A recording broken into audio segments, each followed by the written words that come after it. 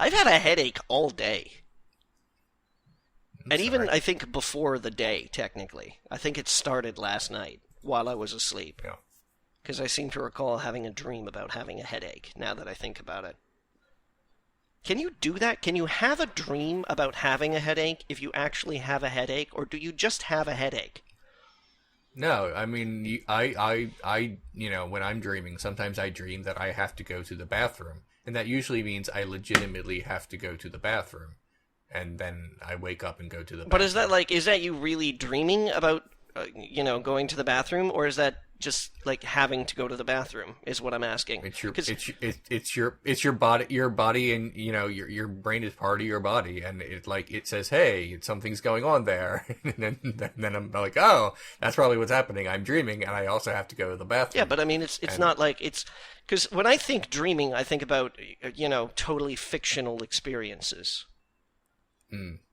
Oh, my dreams are often just very grounded in reality. I mean, occasionally there are monster clowns. No, I mean, but I mean, reality can still be, still bear the burden of fiction. Like I can tell you a story that I had oatmeal for breakfast this morning. I didn't even fucking eat breakfast this morning. Joke's on you, asshole. So, like, that's a total fiction, though. So if I had a dream that I had oatmeal for breakfast, I'm like, yeah, that's still a dream. That's a fiction. It's an utter fiction. But if I have a dream that I'm,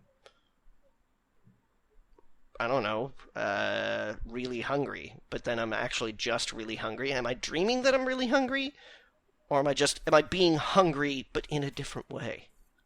You know what they say, nothing's more interesting than hearing people talk about their dreams.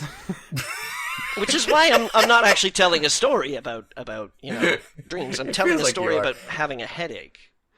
Austin never remembers his dreams, so that might be why he doesn't find it as interesting. No, that's like a genuine thing. Like if you read, I know. A lot of people really hate hearing about other people's dreams, and I understand why, but I always find them fascinating because occasionally you will have a dream where it's like, oh, I dreamed I walked down the sidewalk. But usually when someone says, hey, let me tell you about this dream I had, it's not one of those. It's like I was canoeing down a stream made of mud, and then the sun turned into fire and chocolate. And I'm like, I want to know about that dream. That sounds amazing. It's like, so. Dreams and vacation pictures. So how much of the listeners' time are we going to waste before we get to Ghostbusters? That's what I want to know. Look, I'm sorry. I was asking a philosophical question about the human condition, and if you just want to brush that shit off to the side to talk about a movie about people busting ghosts, by all means, Austin.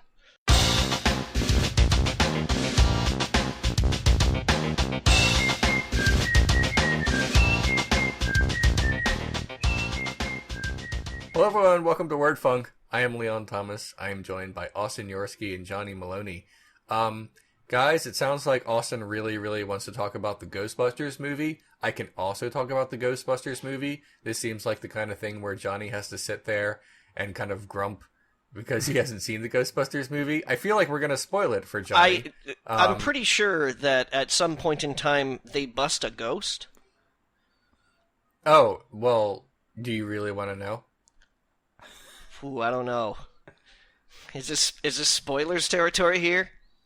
Johnny, they bust several ghosts. Whoa! Expectations fulfilled. 10 out of 10. Game of the year. Would bust again. It should be called Ghostbusters, but it just doesn't roll off the tongue very well. Right. They bust up quite a few. I think it's... How about Spirits Busters? Because that... It depends on your definition of busting, honestly. I think they might only bust one. No, that's not true. Let's go through this. They capture a green one, and then they basically afterlife murder a bunch of other ones. Well, that's what I'm saying. Do those count as bustings? Because the classical ghost busting in the Dan Aykroyd sense is the trap. They only do that once. The rest is just Call of Duty. Okay, well, I feel like no, I don't think that, if the other stuff counts as bustin', I mean, it made me feel good, all right, and if that's the metric. Let me explain something to you. If we were to compare the Ghostbusters to, say, Exterminators, if an exterminator comes into my house and captures a mouse and releases it, or, sprays and kills a bunch of insects or mice or whatever, then I will feel like in both cases he will have done his job and have busted my apartment quite well. Okay. So I feel like ghost busting can incorporate, could be a bunch of things. Because in the original Ghostbusters, they capture, say, Slimer, but they destroy Gozer. Like, that's done. Austin. Yeah. I'm looking at the dictionary definition for bust here. Mm-hmm. And apart from the one that describes sculptures of people's heads or a woman's chest, some of the informal usage include to break, split, or burst, cause to collapse, defeat utterly, strike violently, arrest, Or something that makes you feel good. or Is the last definition. be caught in the act of doing something wrong, to be busted, or Okay, to so, or like, to reduce a soldier to a lower rank. Okay, so Slimer was, quote unquote, arrested. Yes, he was. in the Slimer first was one. busted. But Gozer was also busted Yes. by a different definition. Yes, Yeah, Gozer was okay. busted because he was certainly split or burst. In that case, there are multiple bustings in 2016's Ghostbusters. So- I just wanted to be clear because I feel like they're shifting the busting paradigm. So what we're saying is it should be called Ghostsbusters.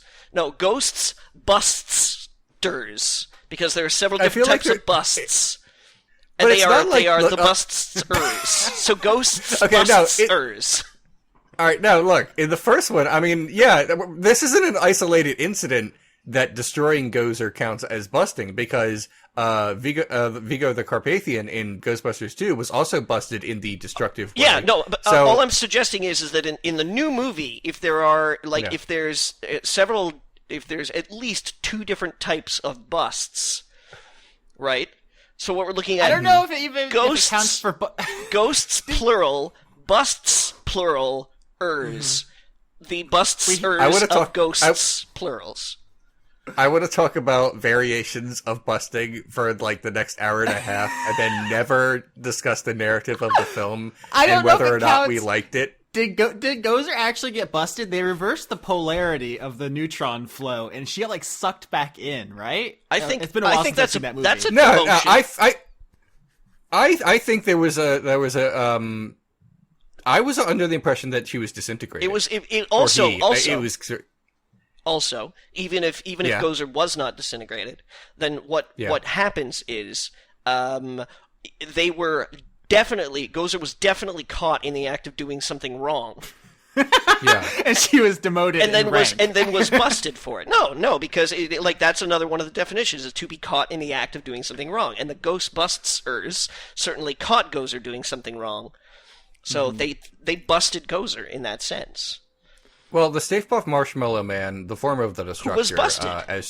As chosen by Ray, was definitely busted because that was just everywhere. Yeah, that was a pretty definitive busting.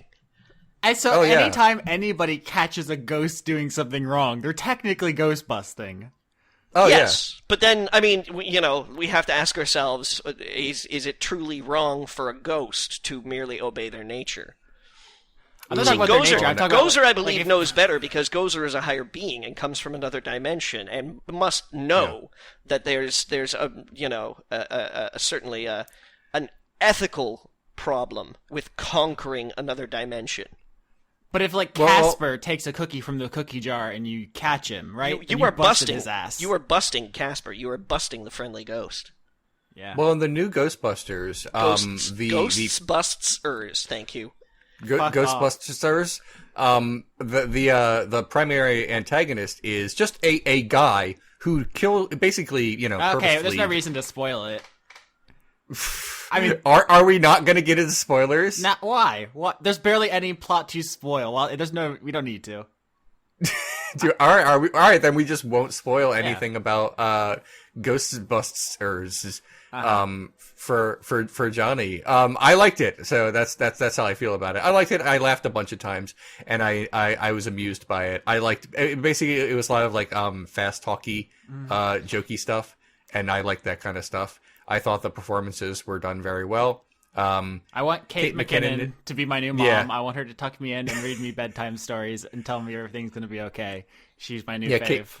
Kate McKinnon as Jillian Holtzman is, I guess, the fan favorite of sorts. If you look at the internet and on the Tumblr specifically, but I think everyone did a good job in general. Leslie Jones was good, and Kristen Wiig was good in her role, and Melissa McCarthy solid as well. I would say everyone pretty much brought it.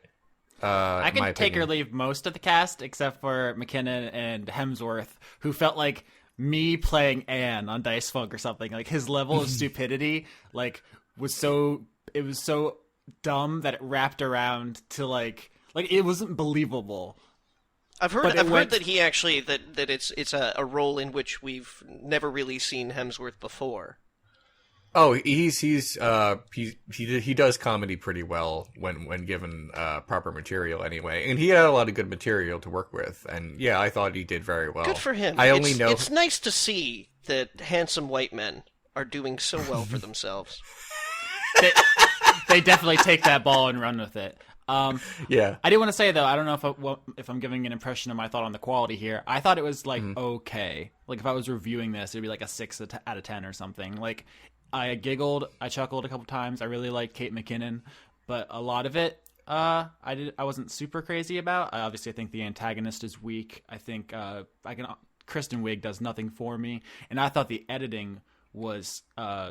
I'm trying to think of a better word than atrocious, because that seems kind of mean. When I walked out of it, here's the thing: when I walked out of the movie, I said to the person I was with, like, it feels like one of those Will Ferrell comedies, right? And I know the guy who directed those ones, like Anchorman and stuff. He didn't direct this. That's Adam McKay, I think, who did like Anchorman and.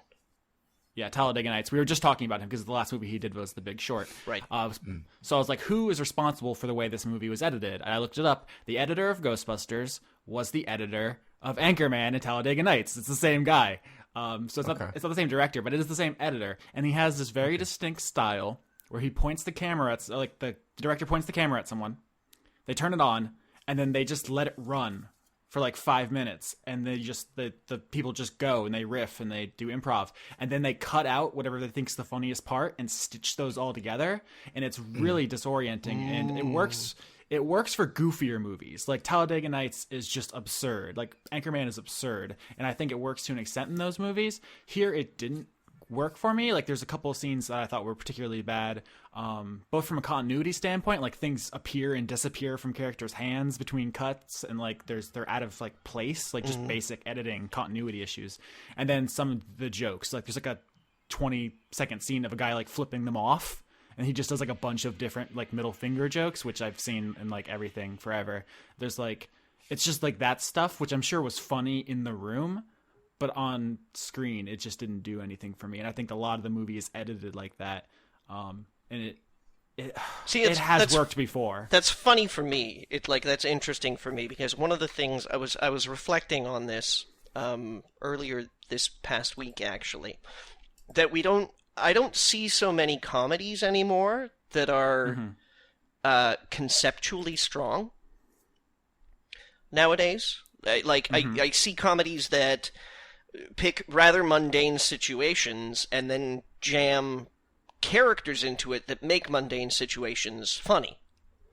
This is not a mundane situation. One of those. No, and we are familiar with the concept of Ghostbusters, and that's what I'm saying. Is that it may very well be that the strength of Ghostbusters is the. Like it's difficult for me to speak without actually having seen the movie. But I was really hoping that the concept would carry it a long ways, and that the actors would play off the concept as opposed to. I don't know. It's weird what they do with the concept, because in the other movies, like the plot was like Gozer or the other guy had this like evil plan, and they busted some ghosts along the way, and then like confronted it. In this one, it seems kind of just like an aimless comedy for a lot of it.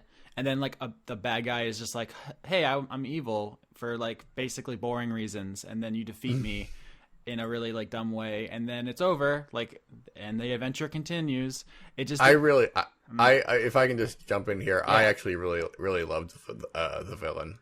I was fine with the villain not being a 100-foot like demon with one eye who just dropped into this material plane to fuck with everyone. I liked that it was basically a troll. I actually saw someone write a criticism was like that the villain is too real. Like it's like an actual person who could exist. That's a kind of villain that I do like. It's why Gaston is my favorite Disney villain, because I very much believe that this person could be real. He's just kind of an asshole who's been bullied and has decided to bully other people, which is a very real thing that happens. And then he turns himself into basically the monster that he wants to be, as just shitty revenge. And I totally believe that. I dug that a lot. Bear in mind, the script was made and then people started. It was self-fulfilling. Yeah, it was very self-fulfilling that the antagonist of the film was a troll.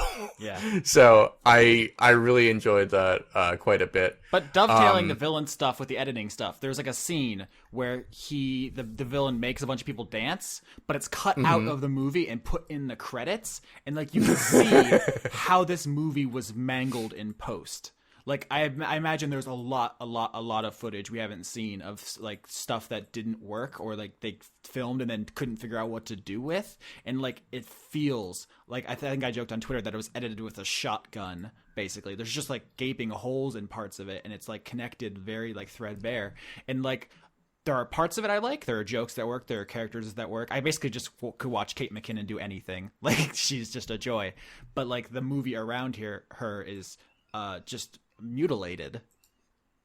It's very strange, and like apparently it didn't bother you that much. It bothered me. No. The person I was with who said like I didn't notice any of that shit you're talking about, Austin. No, I'm in the middle of you and that person. I did notice, but it did not bother me much at all. What did you think of the product placement? There was a lot. There was pizza. There was chips. I mean, there was a phone.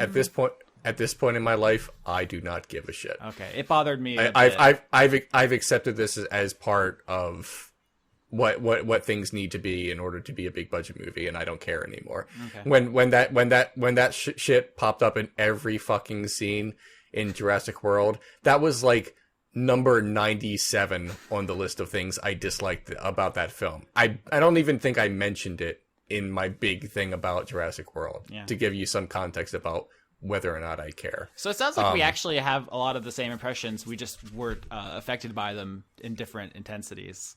Yeah. The things that bothered you do not bother me. The things that you liked, I liked a bit more. Mm-hmm. Fair. That's basically it. I don't like giving like number. Yeah. I know. Rankings, I hesitated but if yours was 6, mine would be like a couple notches above that, I guess. It's not a truly great film, but very few films are. It's just a good comedy that I enjoyed, and I've kind of gotten into it a bit more just because I know that there's more coming, and I'm kind of interested in these characters now. I'm interested in this little world they're creating. Mm-hmm. I don't do like reviews or like short reviews on Twitter, so I just said it was all my entire thing on Twitter was it was a joy to watch, and that was it. I had a good time with it. The last thing I'll say before we move off this topic is I am intrigued by the direction they're taking it, because obviously it's based on a pre-existing thing, and they're like every cast member who's still alive shows up in some form, and there's even a bust of Harold Ramis. Like they nod repeatedly, but then once all that's out of the way, they basically like try to distance themselves. Like we joked at the beginning about them not busting that many ghosts. Like they transfer from like trapping them to like an arsenal of like sci-fi weapons, and like with the intent of destroying the ghost. It's like if Ghostbusters, the first two, had never existed and they made this movie, like it feels like it could be its own thing almost because the direction they're taking it. Does that make sense? Their feeling was fuck these ghosts, let's shoot them in the nuts. And exactly. Then they did.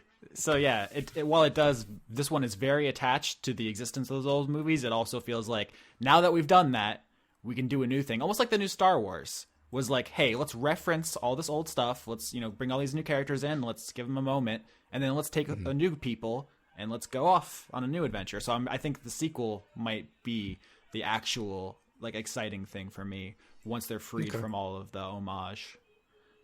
Okay. I wish I liked it more, though, because I think it was super cool when, like, bad internet people were angry about Mad Max, and then it turned out that movie was fucking awesome, and the same thing happened with Force Awakens, and then that movie was fucking awesome. I wish this was also fucking awesome. It's just, like, okay, which isn't as gratifying, but I don't know. It's definitely not the suck fest that people were not at first. People were worried that it would be a big suck fest, and then those same people who got angrier and angrier were kind of hoping it would be as verification of their pre-existing thoughts.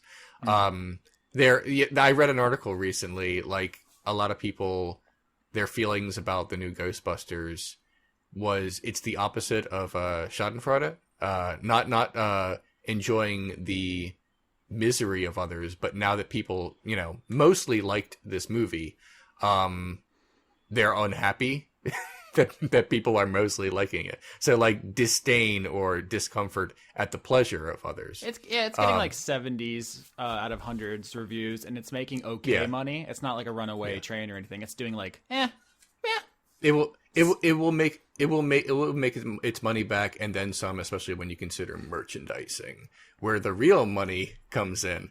And the producers have already said, like, there's a sequel. There absolutely is going to be a sequel. Also considering that apparently it's not going to China, which is like a huge lump of the international market these days. Like China's gigantic in terms of movie. Just about every North American movie wants to make it in China.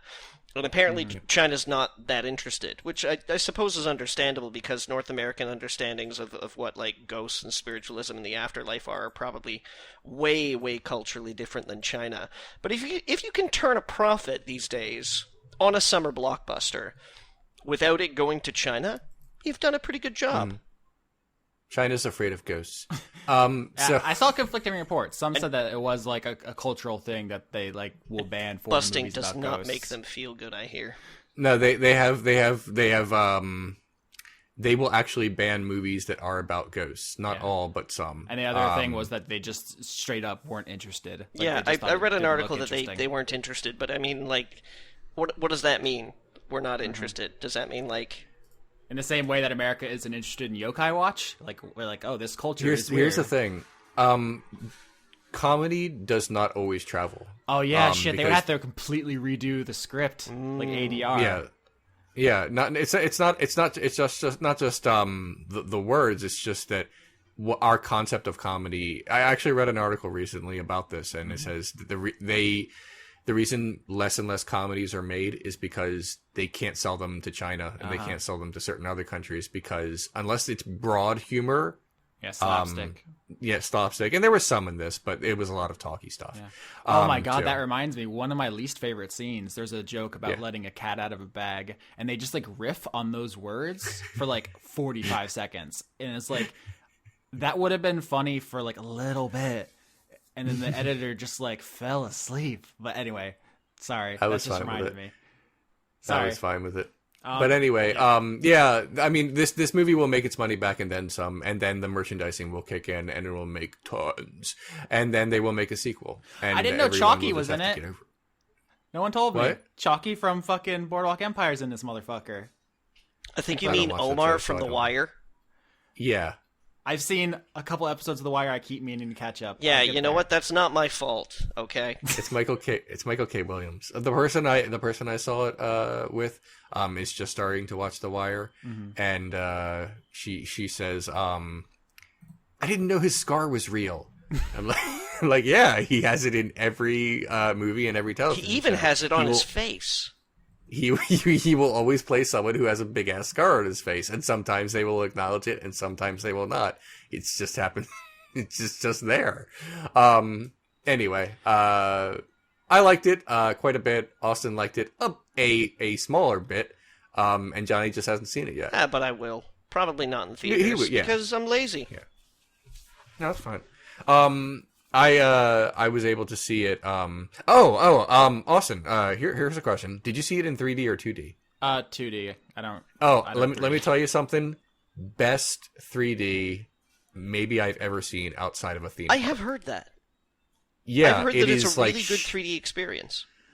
It is maybe part of. I would say the comedy is my favorite part, but that was a little tick up in my enjoyment of it because it comes at you in a way that every other 3D movie I have seen recently has been like, oh yeah, there is a slight depth perception thing going on here. If Kate McKinnon came out of the screen and gave me a high five, I would see it in 3D. She was great in 3D. What if she just Everyone was great. What if it was like one of those upside down handshakes where instead of like the long arm and the thumbs, it's like up and then she gave you a shoulder bump? Like I think this is coming across as comedy. Like I genuinely think she did a phenomenal job in taking what could have been a really annoying character. Like that could have been fucking unbearable, and she made it like really work. You're not alone. Yeah. I mean, like from what I read, she's kind of blowing up everywhere now. Like I can't like take 2 steps on the internet without somebody being like Kate McKinnon fan art, which is cool. 3D. Just one more thing about the 3D. Like, whenever they shoot the proton packs, it, like, weirdly...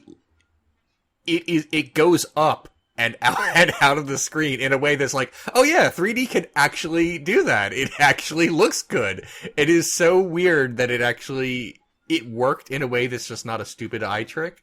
Mm-hmm. It was...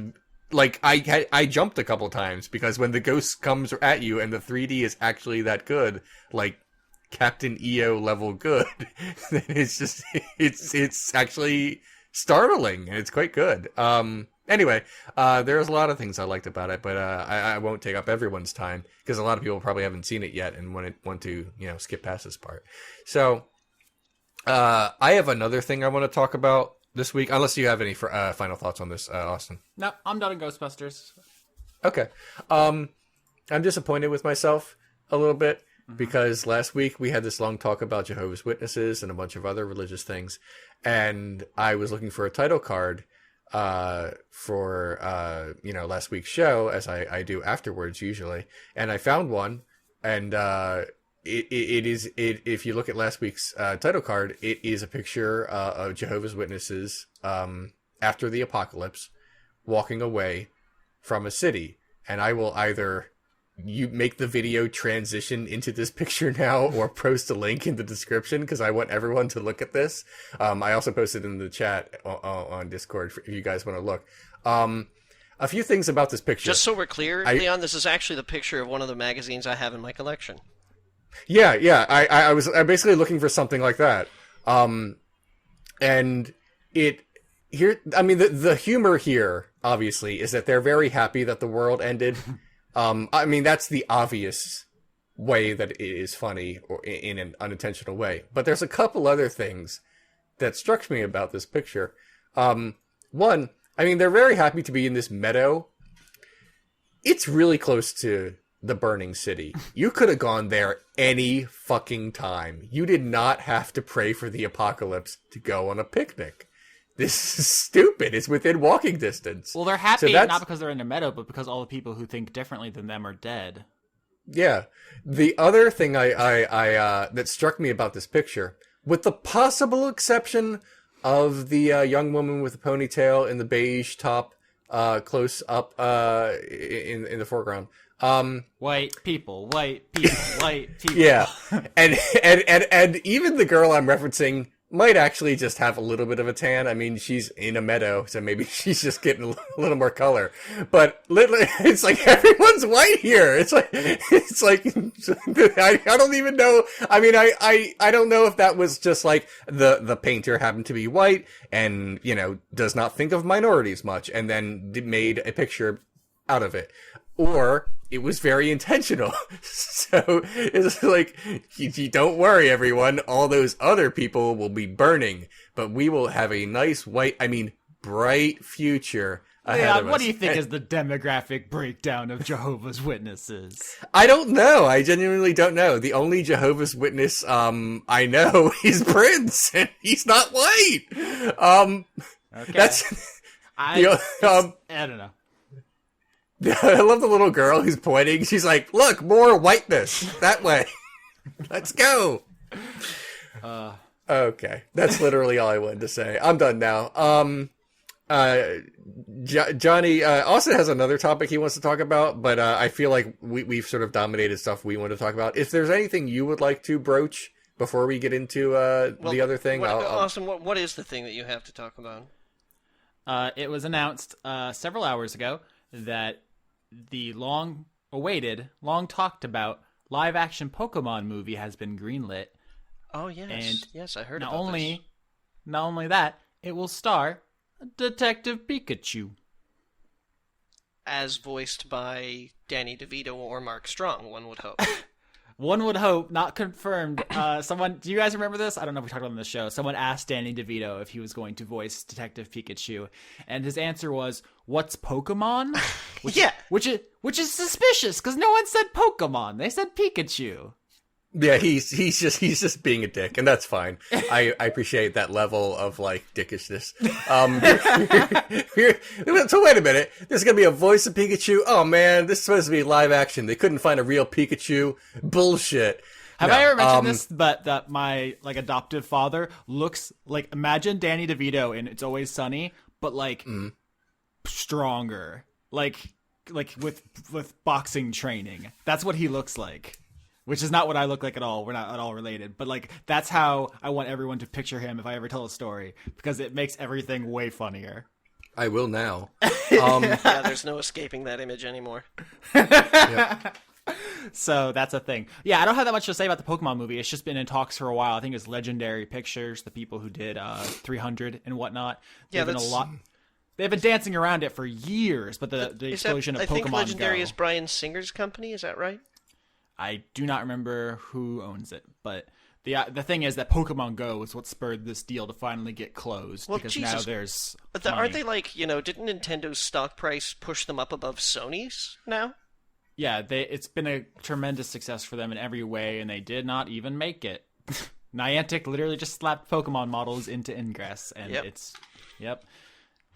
And now, of course, that's the whole thing, though. And now, of course, everybody's going to run away going, oh, Nintendo should go full third-party now and not make any of their own games anymore and not even make a system and just make mobile games. And even though no one will be playing Pokemon Go in a couple of weeks because it sucks. Yeah. Oh, does it? I haven't played. It's very bad. Speak to it. It launched in Canada, and my whole experience of playing with it so far was looking at in the Play Store, the Google Play Store, and going, Nah. My brother caught a Snorlax, and he named it Austin. So nice. I got everything out of it I wanted. Nice. But yeah, if you want to hear me actually talk about that game, Game Crunk, it's the other show, iTunes, it's out there. Mm-hmm. But Johnny, that's the Pokemon thing. Yeah. Okay. All right. That was what you wanted to talk about. I mean, I have other things. I can talk for hours, guys. That was fast. Gotta go fast. Okay. Well, what did I do this week besides pout? Did a lot of pouting, everybody. It was a pout heavy week. Also ruminating. Yet strangely, still pretty erotic. I have to say. Oh yeah, no, I sexy pout with the best of them. Yeah. Anyways, yeah. So I watched Kumiko the Treasure Hunter on Leon's recommendation. I did not know that the Octopus Project did all the music for it. Ooh. I don't know what that is. The Octopus Project, Leon, is a band that I like very much. Okay. In fact, longtime followers of my Twitter may have seen me tweet a really unusual music video featuring a theremin called Sharp Teeth, or possibly Whitby. Those are both Octopus Project songs. I love them. They are good.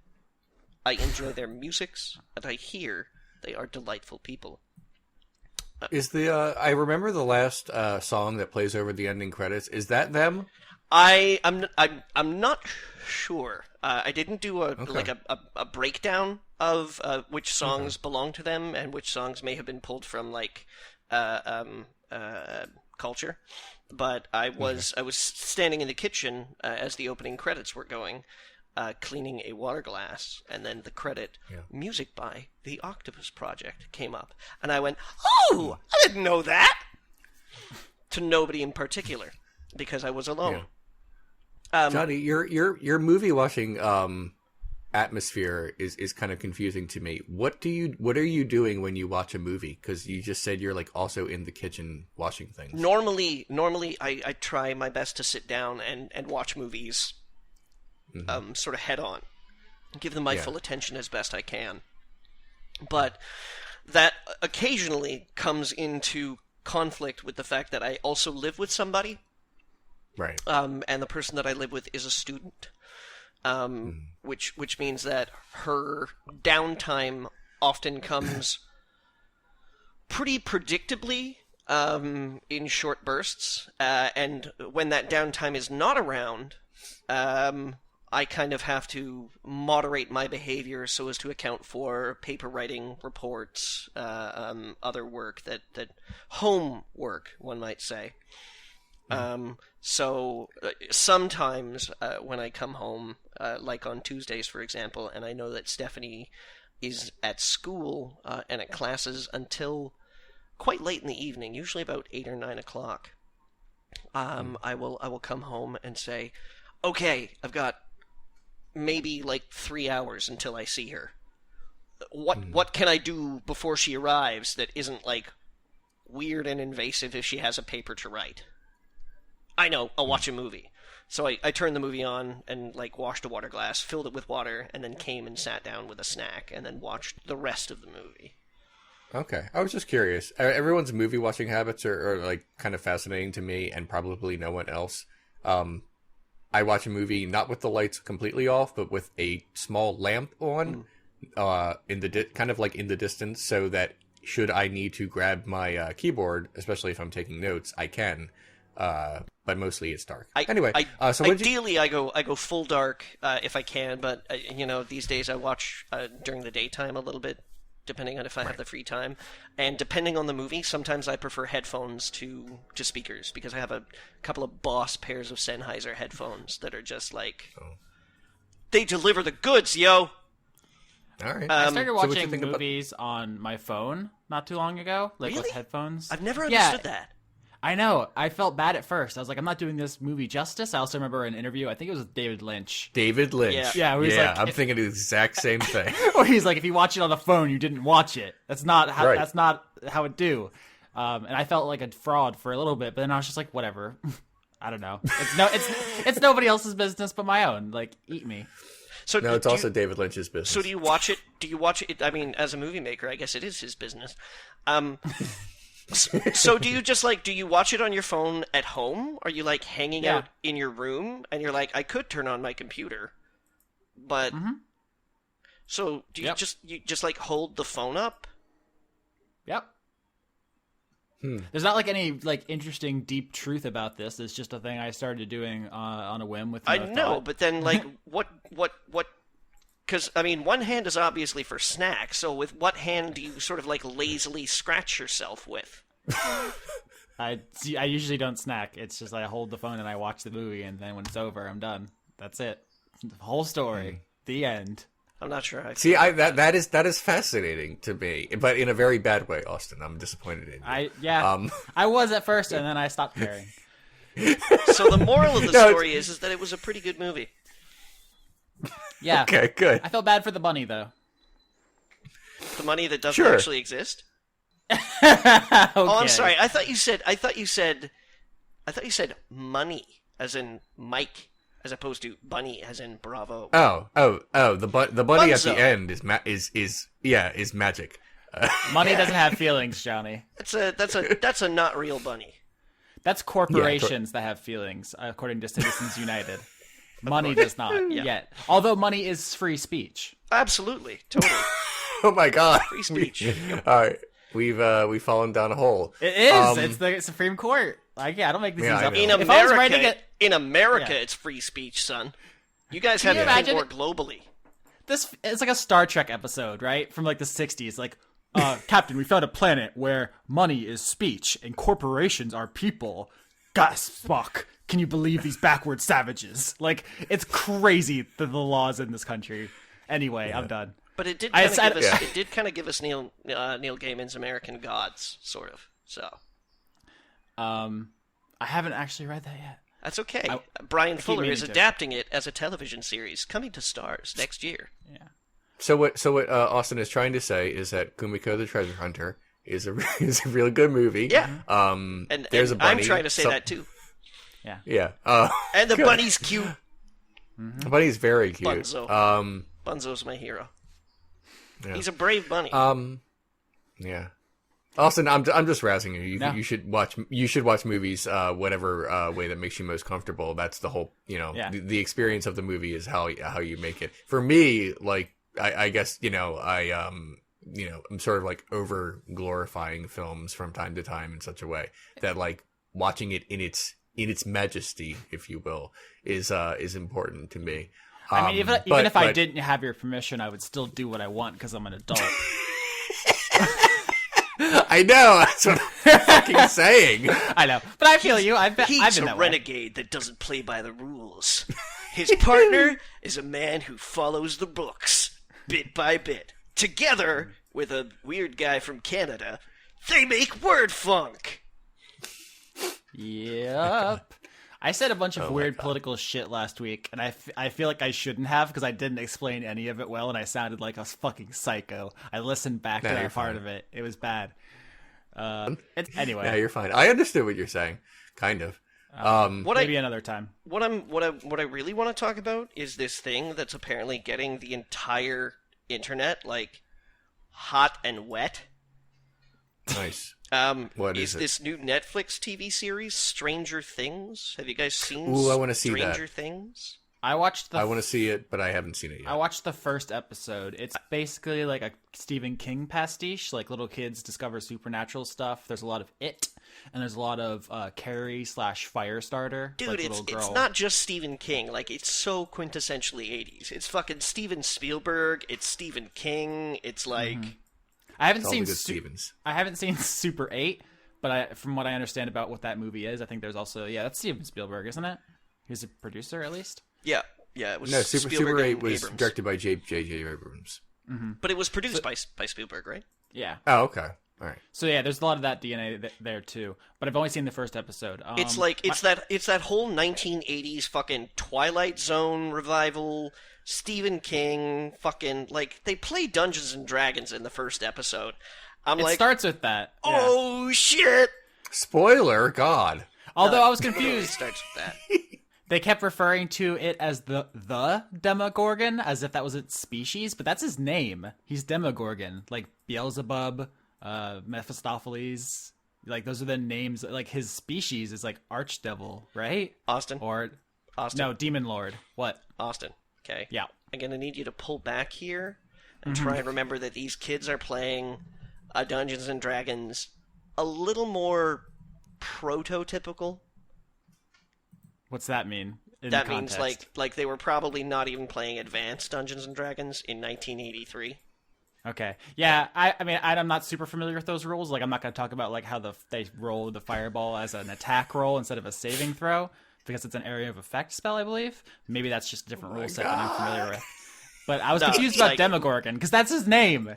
He's not... Okay, anyway. Okay, all right, Austin. I need you to cool your jets, because as the guy who has been playing Dungeons & Dragons here for the longest, that shit was, like, right on, practically. Yeah? Is that how it went back in the day? No, I'm serious. It sounds like it sounded to me like AD&D basically. I was like, oh fuck, I remember this. Like, all somebody had to have said at that point in time was like Thaco, and I would have been like, I remember. Someone's probably going to correct me, like, oh yeah, in the source books and say blah blah blah. It was actually like fuck off. that's why we're going down a rabbit hole here. But yeah, I haven't seen an episode at all. I'm trying to avoid all spoilers. So I'm trying to. I have to catch up on a couple shows before I start trying to watch another one. But I will eventually. Yeah, I watched the first episode and I liked it, but also I was having trouble getting into like the kid actors. Like I'm not a crazy big fan of kids to begin with, so it was kind of a hard thing for me to get invested in. I thought they were pretty good. Sure. Yeah, they weren't like egregiously bad. I'm just I'm a kid hating asshole. Yeah, so I get you. Yeah, but so isn't Winona Ryder so mom? That is why I watched the show. I wasn't sure if we were going to get there. I'd heard this show existed, but I didn't hear any hype. I didn't see any reviews, and then so I probably wasn't going to watch it. And then I heard Winona Ryder was in it, and I was like, all right, queuing it up. Here we go, strapping in. So because that's just like that's at least worth an episode. Yeah, she's like the mom. Mm-hmm. The acting's fine, honestly. Okay. So I don't have anything else to say about that show. That's what I think you should check it out, Leon. Oh, I'm gonna. I just have to. As our Stephen King, as our Stephen King media mogul, because I know Austin's the print man. Am I a media mogul? Oh, well, I have seen a lot of his movies based on his films. I mean, his books. So I guess that's true. How fucking off the hook is Gunslinger gonna be, guys? So good. I'll watch it. It's gonna be great. All right, we should really get into questions because we're almost an hour in. This is like the earliest in terms of time we've ever started the questions. I think. Yeah, I know, but I that whole just portion because I showed up at like 10 past because I was a little late today, listeners. Sorry, and then I spent like a good 15 minutes talking about something mysterious. Yeah, off the record. Off the record. Yeah. We got a lot. I just don't want to go for an hour and a half because I want to watch a movie tonight, and I also have a little work to do. What's on the docket? Or do you like? Are you just Stalker. gonna like throw a coin up in the air and see where it lands? No, I'm watching Stalker. Like the based on the video game, Johnny. No. Like I was like first Tartakovsky, right? The Tarkovsky. Tarkovsky, sorry, the Tarkovsky Very Stalker. Close. Cool. Yeah. And no, it's not based on the video game, Austin. It's based on the story. It's based on the story Roadside Picnic. Mm-hmm. And the video game is loosely based off it. See, I know things. We actually got a bunch of questions about a social media fiasco that's going on right now, and I don't really... I mean, you guys can talk about it if you want to, but I'm not really interested in it. Do you guys... Fuck that guy. I don't care. Yeah. Yeah. If fuck you know that guy. us... If you know us, I think you should know what we're gonna say. I'm right? just like so, I've been having a one-man dance party like all day long. Yeah. Let's see here. let's softball. I think it's either Dragenda or Dragenda asks licorice, love it or hate it. You guys have licorice opinions? Ooh. Yeah, I mean I don't eat candy anymore, or haven't in quite a while, because I'm getting like thin and ripped, but hot. Well, just thin. But I like black licorice and red licorice. If you put licorice in front of me, I'll probably eat it, which is why I don't buy candy anymore, because if it's in my home, I'm gonna eat it. But yeah, I like licorice. Not much to say about it, except that it is good, and I put it into my mouth sometimes, but haven't in a while. The end. Yeah. My enjoyment of licorice is almost entirely texture based. Yeah, like cheap, I'm not laughing is at you. Awful. Yeah, I can't fucking stand cheap licorice. The stuff that you bite into and just reacts like you're chewing a shoelace. Yeah, like there's like that a soft gourmet recycled shit, shoelace. Yeah, but then like good licorice, like English black licorice, or at least European black licorice, that is like soft and has a give, and like almost kind of like a salty flavor to it. That's just kind of like, ooh, yeah, that. Or like the good red licorice that just like, I don't know, it like breaks and then it melts. Like you almost don't have to chew it. That shit is my jam. Yeah, it's not one of my favorite flavors, but I agree it's a lot in the quality of the stuff you're getting. Like there's really like gourmet good ass licorice, and then there's like gross normal American store licorice. Mm-hmm. Yeah, yep. Creature, everyone's favorite. Hi, Creature. Asks Coca-Cola or Pepsi, which is a trick question. The right answer is Blue Pepsi. Oh, hell yeah. But since Pepsi Blue does not exist anymore, I will say the only like soft drink I really have anymore is like Like, it's not even, I mean, I will have a Coke Zero, but I will more likely buy the store brand knockoff of Coke Zero because it's much cheaper, and that's how I roll. But yeah, I mean, between Coke and Pepsi, probably go with Coke. But I don't have like hard opinions on this. This is like, go to hell, Pepsi. I mean, if someone offered me a Pepsi, I'm like, this is probably good. Yeah, I think I'm a soft Pepsi preference. Mm-hmm. Okay. Yeah, growing up, I had a friend whose mom worked in like a Pepsi factory. So like in their back room, they always had like pallets of Pepsi, just like more Pepsi than a human could ever drink. So like I'd always go over there and we get hopped up on Pepsi and play Gran Turismo until 4 a.m. and shit. So also when they took Blue Pepsi off the market, we got like the last bit of it, and it was like we felt really cool because everyone else couldn't get it, and we had like a stockpile of Blue Pepsi. That is one of the things that I like about Pepsi as a brand, is that they're off-brand flavors. I always really liked. Like I always liked the Pepsi vanilla more than the Coke vanilla, and then like Pepsi Clear and like Pepsi Max. And Blue Pepsi, and then I'm thinking like, okay, Coke. So there was that Diet Coke with lime. Cherry Coke's okay. Yeah, Cherry Coke is good. Next question. Lana Seawolf asks, what's the best prehistoric animal that isn't a dinosaur? Do you guys know about giant sloths? Cockroach. Okay, listen. In prehistoric times, there were sloths like the size of fucking, like, I was going to say polar bears, but probably I think even bigger than that. Like giant sloths. They're so good. I highly recommend you just Google like giant sloths or like giant prehistoric sloths. I'm sticking with cockroach. Gotta respect. Okay. Do you guys know about these? What? About the thing I just said. Are you aware of them? Yeah. No, I'm not. Oh, they're so good. I believe you. I don't have an answer. I mean, probably one of those dumb motherfuckers from Ice Age. One of those dumb motherfuckers from Ice Age. Yeah. In fairness, Leon, there are a couple of dumb motherfuckers in Ice Age. Like, fuck all of those guys. I had to... I mean, you know when the first time I watched Ice Age, I was a substitute teacher, and there was a couple, like, videos for my students to watch, and they said, look, I don't want to give you a lesson plan, just make them watch a video. I'm like, I'm getting paid for this? Fine. I mean, I'll do it. I chose...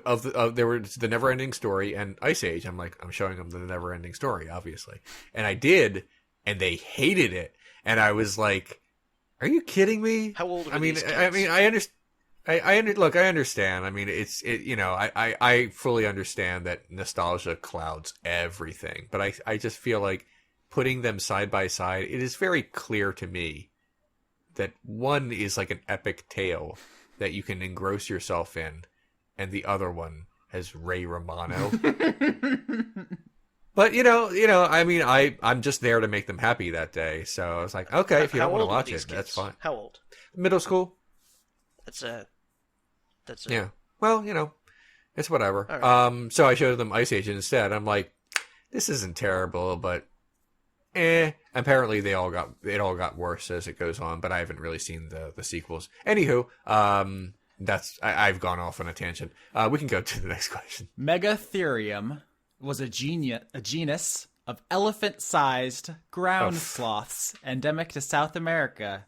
It was exceeded only in size by a few other land mammals, such as the mammoth. Austin. Yeah. Do you have any money? Not really. Okay, then your free speech is not protected. Get off the stage. Guys, they were the size of elephants. You're the size of an elephant. That's hurtful. Next question, please. We got some questions about dreams, but we already answered that. Dreams are cool. Next. Cool. Dreams are weird. Next. I'm getting trolled. Brent asked predicted record for the Bears this year. 6-10, probably. God, why you do this? I didn't do anything to you, Brent. Why are you being mean? Silent Wind of Doom asked, if you were a wrestler, what would your name, look, theme song, and finishing move be? The Professor? Uh-huh. I mean, I think the theme speaks for itself. There'd be leather patches on like a corduroy sport coat. Probably a pair of glasses that would get like broken in some of the slightly harder matches. After which I would get really angry. Mm-hmm. The special move I think would probably be called the report card.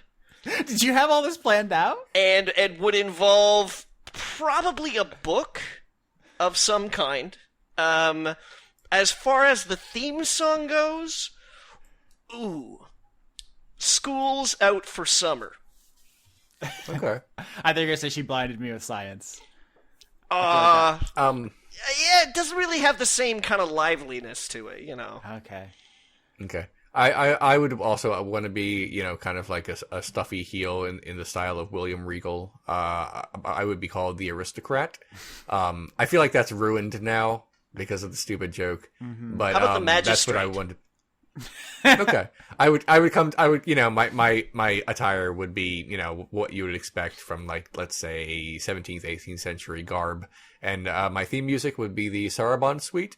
Most notably, a version of it is sort of a theme to Barry Lyndon. So that would be a thing. You guys really either had to put Leon. a lot of thought into this or like very quick on your feet tonight. Leon, what do you think about this? You and I form a tag team. We are called the Upper Class. Nice. Oh my God, people would hate us. Yeah. It would be amazing. Yeah. You know what we should do? I would come to the ring and I would take out some money and I would say, who would like some money? And then there would be some sort of mild cheers, but like sort of hesitant. And then you would burn it in front of everyone and they would boo. And then the baby faces would come out and destroy us. Yeah. But, you know, we would still get paid pretty well. Yeah, absolutely. I'd be okay with that. Yeah. Austin? Yeah. I mean, I have to be Florida man, don't I? That's. I feel like that's the only thing left for me. It's, you know, I can make it work.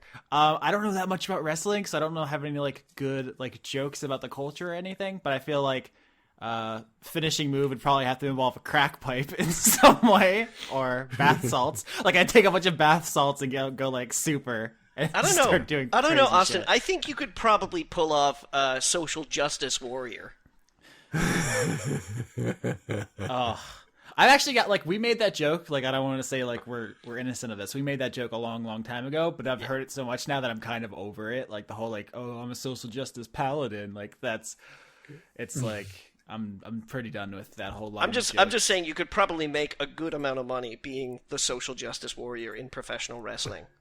Yeah, I guess that would probably be a bad like, guy. In the middle of a match, you can run in and be like, oh, depicting violence against people, and then someone could like, you know, hit you against the belt buckle, and you'd be like, oh, but dude, this is a safe space. Yeah. All my friends who watch professional wrestling sort of lean a little to the left, but I know for a fact that the fan base on the whole leans closer to the right.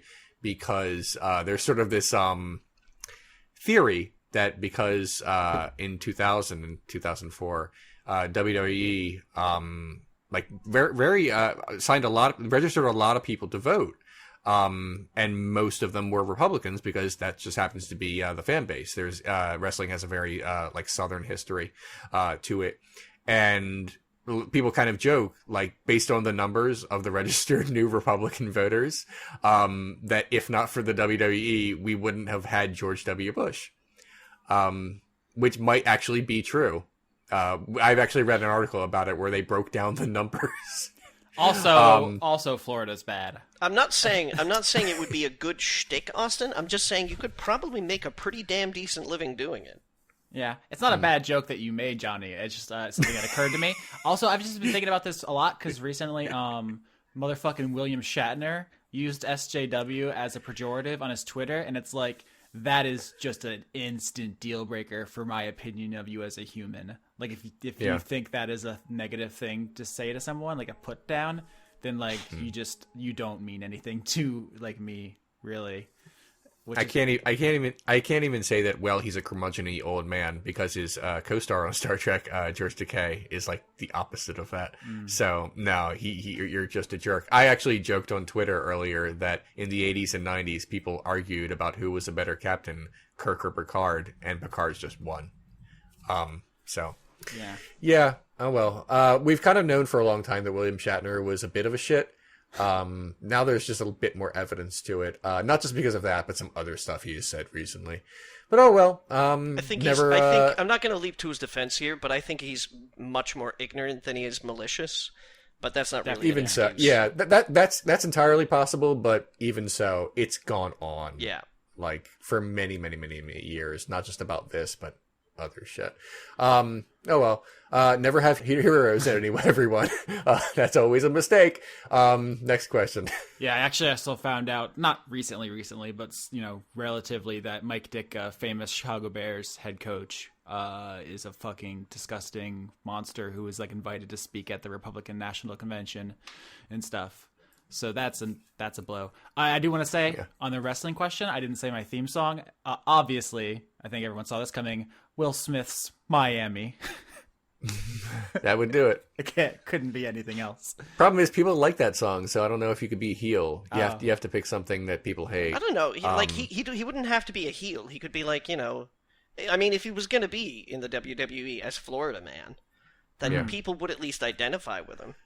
I mean, people identified with like Jake the Snake, That's true, and like a lot of Mick Foley's personas were like sort of like down on his luck losers, but that everyone loved. Yeah, so I think Austin might be the hero of our trio. Okay, I know a shocking amount about professional wrestling, even though I'm like about 5 years removed from really watching it. Oh well. You want to move on? Sure.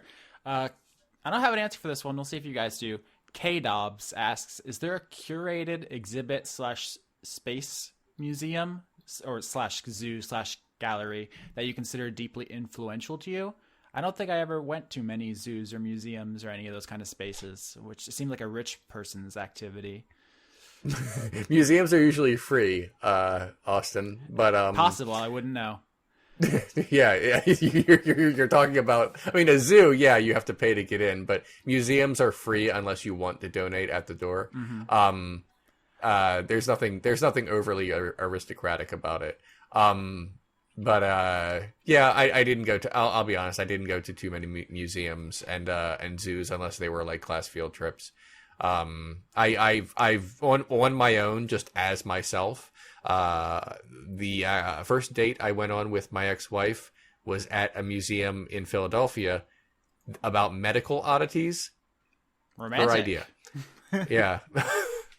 It was actually pretty cool. We saw a cast of the world's largest colon. But yeah, besides that one, I don't think I've ever purposefully gone to a museum except as a child. I don't know if that, makes me, a loser or something, but it's that's just I know there are only so many hours in the day, and I don't put a lot of museum time into them, I guess. Mm-hmm. Johnny, do you have any zoos and museums that you love? This is an interesting question. There's a facility in Toronto that was part of the expo that they had there. I'm trying to remember what year the expo in Toronto was. I know about the Montreal expos. No, I'm gonna have to. Sports jokes. I just remembered. I got that one. I understood that reference. Sweet. I went to the Museum of Science and Industry in Tampa once. Or MOSI, as it's called. I don't really remember much. I was pretty young. I think that was for a school field trip. But that's the only museum I can actually remember being to. Okay, sorry. So my mistake. Okay, it wasn't a World Exposition. It's called the Canadian National Exhibition, the CNE, in Toronto. And there's a facility that was erected in commemoration, I believe, with the CNE, called the Ontario Science Centre. And I used to fucking love that place when I was a kid, when I was living in Toronto. Just about, like, they had Turing machines there So you could sit down in front of a computer. This was back in like the fucking 80s and shit like that. You could sit down and have a conversation with possibly a computer. Of course, it was much easier to figure out which one was a computer back in the 1980s. But physics, optical illusions, environmentalism, space, video games. There was an Omnimax and an IMAX as well. It used to be the biggest IMAX in the world. I know that. Planetarium, radio waves, radioactivity, even like simple thing like leverage and fucking like geology, tons of stuff. Like I gobbled that shit up. So good. So good. We have one in British Columbia called Science World that's underwhelming by comparison. But I did get to go see, I think it was called Bodyworks. Or was it Body Worlds? No, it's Bodyworks. Which is the one about the mummified corpses? Or plasticized is what they call it. Do you guys know Bodyworks? That like you could see all the organs and stuff? Yeah. Yeah. I'm aware of what you're talking about. I did get to go see Bodyworks at Vancouver because it did come to it came to Science World, and that was something. You know, like there was exhibits like where they had plasticized only the blood vessel structure, and then taken like all the flesh off. So you basically saw veins, arteries, like anything that blood traveled directly through, and then everything else came off. They had little jars that had human fetuses at like every stage of development.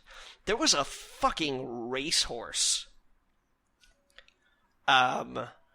Just some of like the most amazing shit. Like it was incredible. That was an exhibit that definitely just blew my mind. Bodyworks was pretty incredible. But as far as like actual museums go and things like that,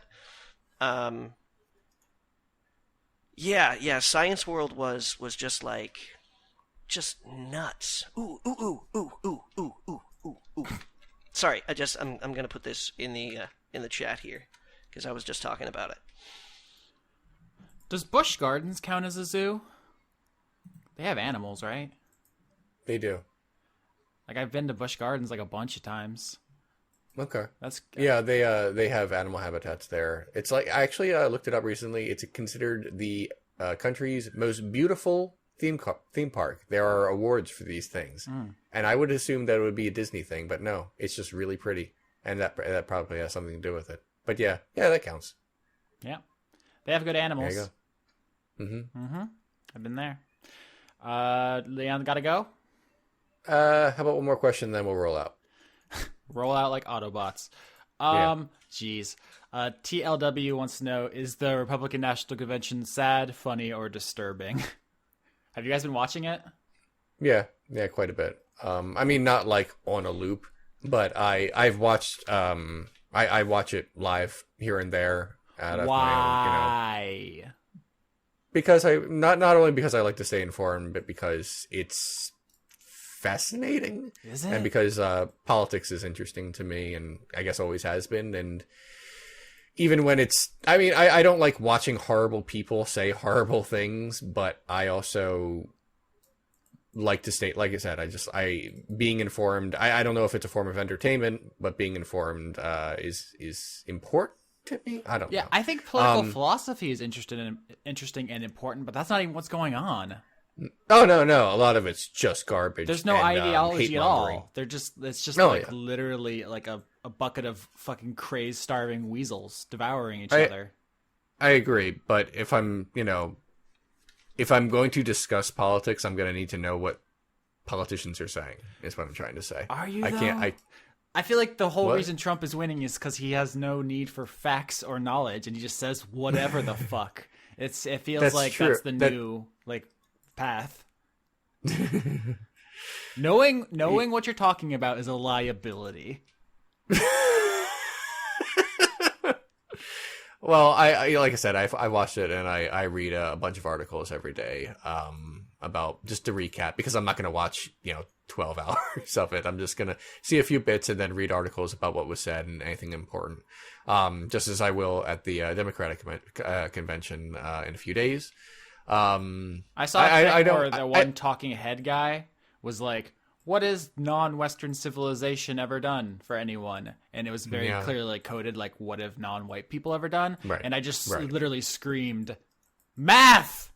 Right. Algebra. Like, literally, white people didn't even invent math or language, right? Isn't Egypt the first language? Like, God, guys, we're not as good as we think we are. Yeah. I don't know. No, I understand. Look, I understand that the Republican National Convention, virtually everyone who speaks is full of shitty opinions. That may or may not even believe what they're saying. They just have to. I'm not a very religious person myself either, but you might consider Jesus. That's a good point. Good point. All right, I guess we should go on that high note. It's fucking depressing. Sorry I ended it that way. Jesus is great. I listened to that album that Johnny recommended last week, Meaningless. It was pretty good. Johnny's taste is dad rock, and I don't mean that in a derogatory way. He has a lot of dad rock taste.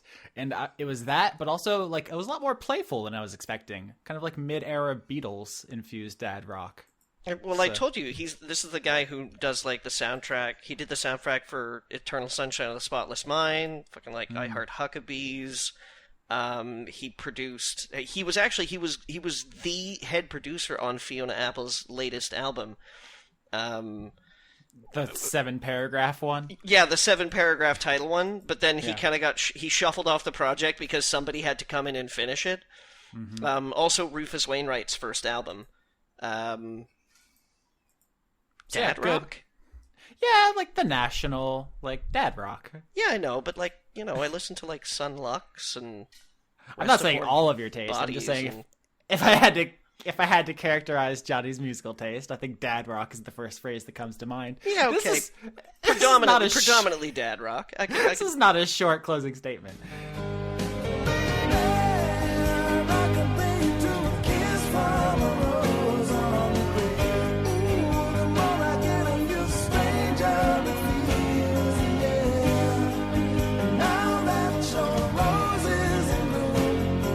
I like